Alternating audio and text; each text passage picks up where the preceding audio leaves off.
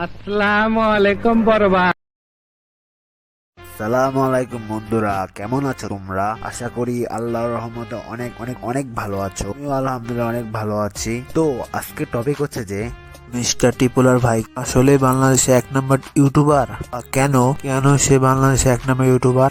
তো শুরু করা যাক।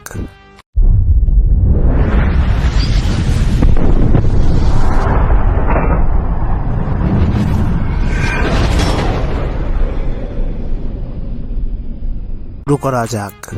তোমার আমার প্রিয় আর মানে মিস্টার টিপুলার ভাই, যে কিনা ফ্রি ফায়ার কন্টেন্টে সবচেয়ে বড় ইউটিউবার বাংলাদেশে। এই ফ্রি ফায়ারের মাধ্যমে বাংলাদেশকে রিপ্রেজেন্ট করছে। বর্তমান ইউটিউবের সাবস্ক্রাইবের সংখ্যা প্রায় 6 মিলিয়নের কাছাকাছি।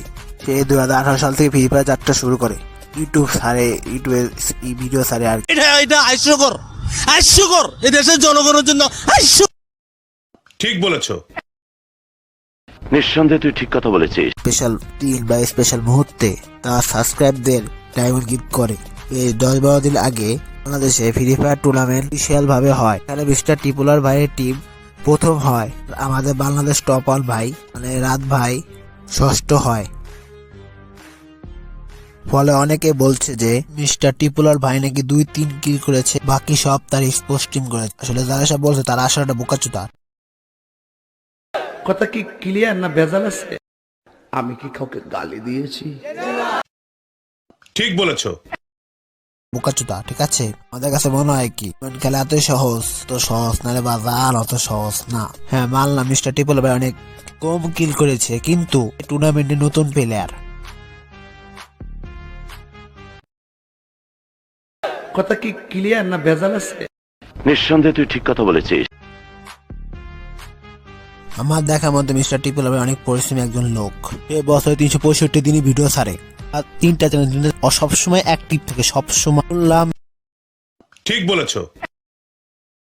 নিঃসন্দেহে তুই ঠিক কথা বলেছিস। নাকি বিবাহ করেছে, তবু সে সবসময় ইউটিউবে অ্যাক্টিভ থাকে।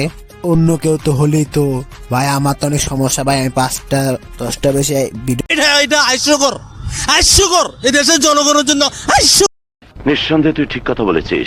তার মতো ব্যান্ড বাংলাদেশে খুবই কম মানুষের কাছে আছে। এখন কিছু আবার যদি বলবে যে নাকি মিস্টার টিপুলার ভাই দালাল। আসলে তোমরা আসলে এটা বোকাচোদা, ঠিক আছে? বেশি বুঝো না, দুধ হিসাব বোঝো না, দুধু খাও। বড় করবো না। আজকে এই পর্যন্ত। ভালো থাকবেন, সুস্থ থাকবেন। তো আজকের মতো বিদায় নিই। ভালো থাকবেন, সুস্থ থাকবেন। আল্লাহ হাফেজ। লাইট অফ কর।